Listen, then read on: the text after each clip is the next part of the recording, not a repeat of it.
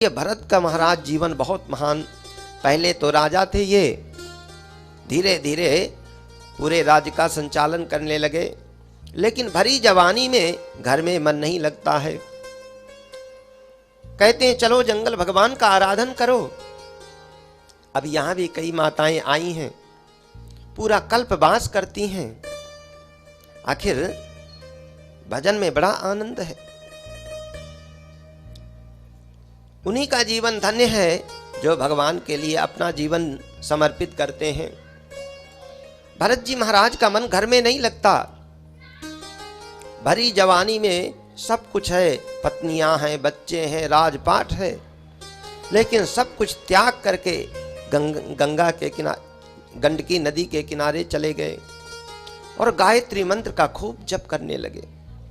लेकिन सुखदेव जी महाराज कहते हैं कि राजन, जो व्यक्ति विरक्ति मार्ग पर भी चला गया, बाबा बन गया, महात्मा बन गया, परोपकारी जिसका जीवन है, परोपकार भी बड़े सावधानी से करना चाहिए।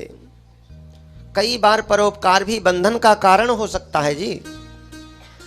ये महाराज जो है 15-15, 16-16, 18-18 घंटा भगवान का आराधन करते हैं। एक बार सायंकाल का समय था, गायत्री मंत्र जप रहे थे, उसी समय एक हिरनी आ गई, बड़ी प्यासी थी, पानी पीने लगी नदी में। पीछे से शेर ने दहाड़ मार दी। अब ये घबरा गई, पीछे से शेर आ रहा है, मेरे पास रास्ता नहीं है, केवल ये नदी रास्ता है।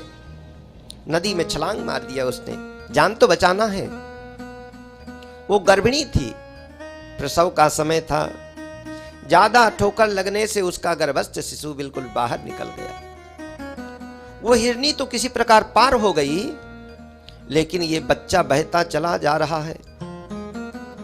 उस पार जाकर के महाराज वो हिरनी देख रही है, टकटकी लगा करके, महाराज आप तो संत हैं, पहले राजा रहे हैं, सबके रक्षक हैं, आपके सामने यदि ये बच्चे की जान चली जाए, ये बहुत शर्म की बात होगी, बहुत संकोच की बात होगी। महाराज, आपके सिवा इस संसार में इस बच्चे का कोई नहीं है।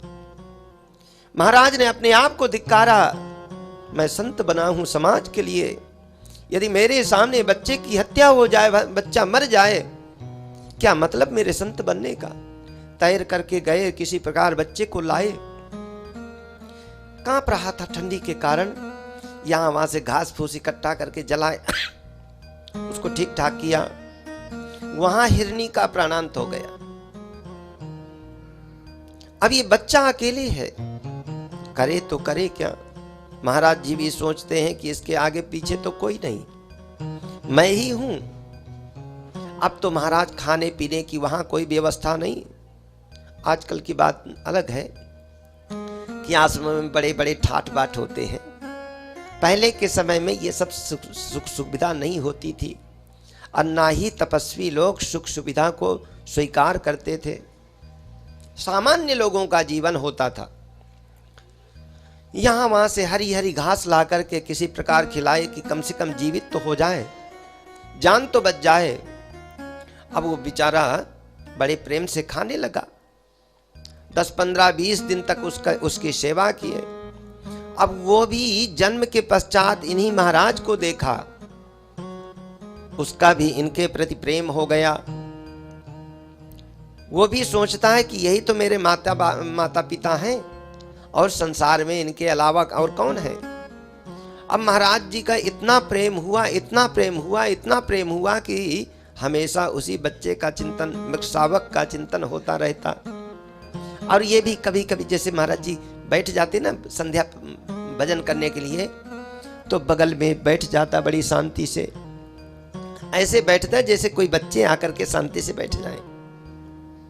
कभी तो महाराज जी की माला सूंघने लगता, कभी उनके मुंह में अपना मुंह लगाने लगता, कभी बाली पीछे से चाटने लगता। अब वो मृग है, बच्चा है, अपनी प्रसन्नता व्यक्त करता। महाराज जी का भी बड़ा वात्सल्य इसके प्रति।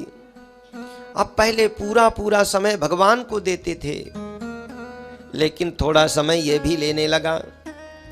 12 घंटा 15 घंटा भगवान के लिए होता पहले, अब ये 3 घंटा इसने ले लिया। धीरे धीरे 4 घंटा लेने लगा, फिर 5 घंटा। अब भगवान से मन हटने लगा, इसमें मन बढ़ने लगा, मन लगने लगा।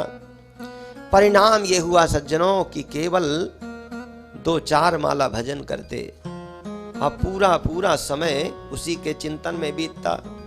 यहां वहां कहीं अगर चला जाता तो महाराज सोचने लगते कहां गया, भूखा प्यासा होगा, पता नहीं भोजन किया कि नहीं किया, आखिर मैं ही तो हूं उसका सब कुछ। एक बार मृगों का झुंड आया और उसमें सम्मिलित होकर के चला गया। अब तो महाराज बेहाल हो गए, उसी का दिन रात चिंतन, तबीयत बिगड़ गई, स्वास्थ्य खराब हो गया। हे भगवान, पता नहीं कैसे होगा, आता है लौट करके कि नहीं आता है, कोई उसको क्षति ना पहुंचा दे। परिणाम ये हुआ कि इनका उसी के चिंतन में प्राणांत हो गया।